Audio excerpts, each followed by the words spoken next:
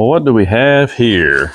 So apparently Ford has once again revised the fuel filters for the 6.7 Powerstroke trucks.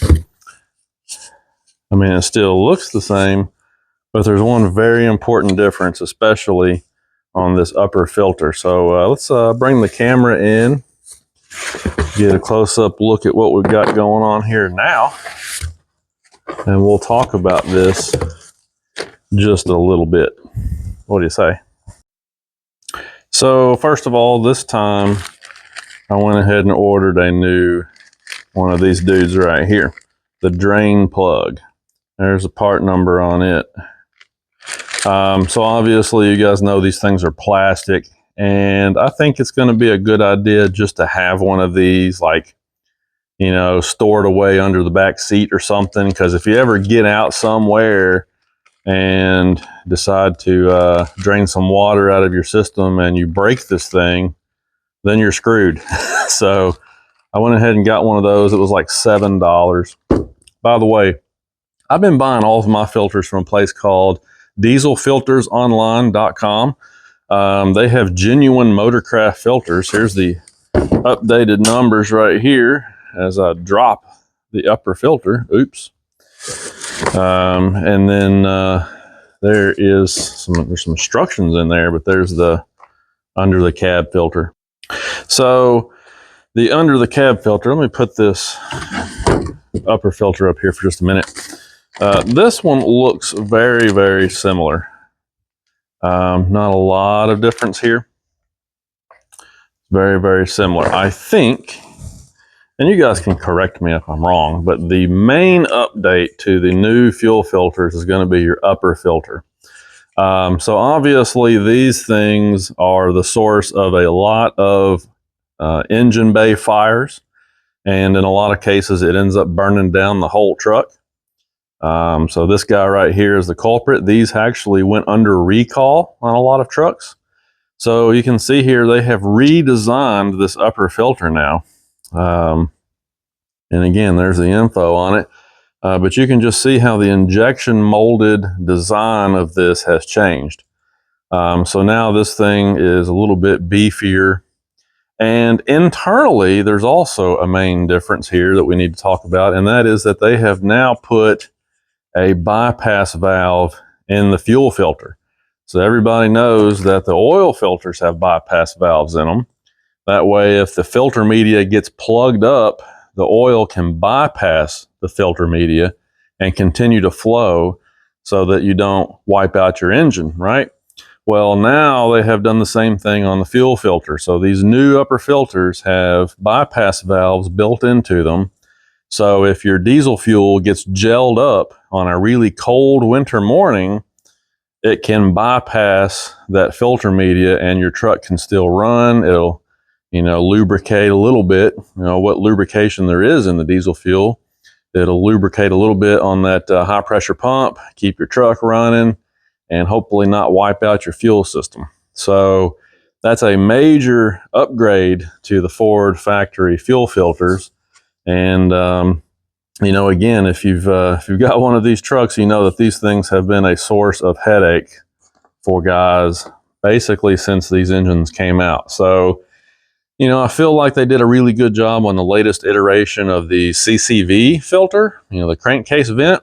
I put a 2023 model on my 2019 truck, and I loved it. It worked out great. It's a better design. It's a smaller design, takes up less space, easier to get in there and get the bolts back in. It was just an improvement for sure.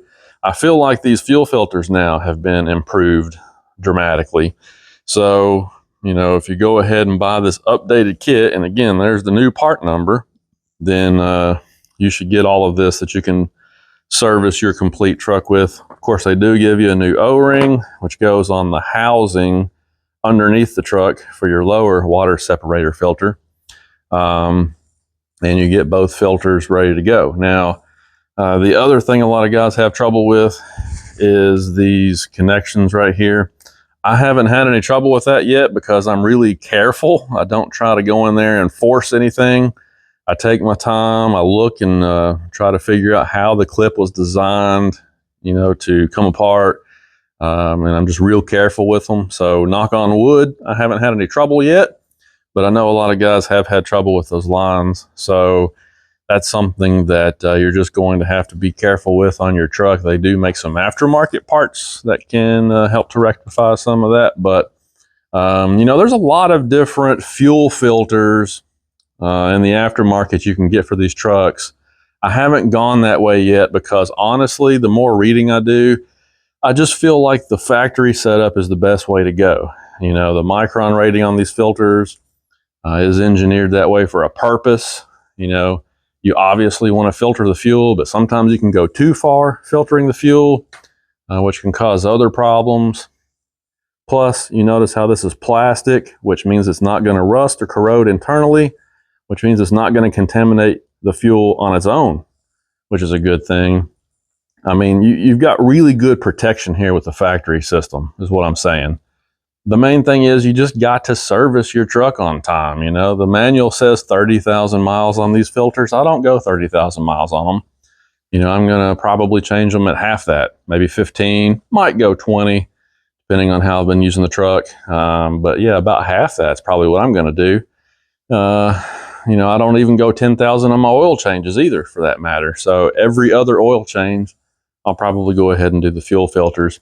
This cost me $70, and it's really good insurance in the long run because everybody knows the fuel systems on these trucks are super expensive. So anyhow, just wanted to show you that, the new updated design. Now, what I'm probably going to do, thinking about doing, obviously I'm getting ready to change out my fuel filters. I'm going to take the old one and keep it, and then when I get to the end of my fuel filter cycle on this one, and I replace them again next time, I'll take this one off, this new one, and I'll cut it open, and then we'll take the old one that's on my truck right now. I'm going to keep it, we'll cut it open also, and we'll look inside and see if we can actually get a visual on what these differences are, you know, these updates that Ford has made. So stay with me here in, you know, 6 months or so, depending on how many miles I put on the truck over the winter and spring. Maybe we'll get into that. We'll cut both of these filters over and check them out. Cut the filters open, what I should have said, and check them out. Interesting that they give you some instructions.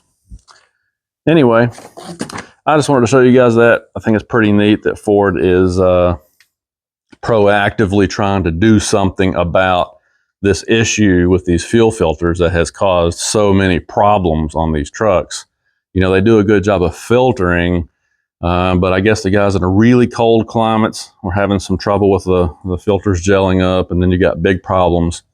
And the guys in the hot climates had some problems with the filters cracking on top because the plastic got brittle, and then you have an engine fire.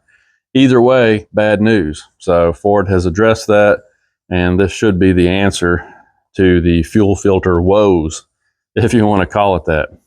So without further ado, I'm going to get off here, go get these filters changed out, and we'll talk to you guys a little later.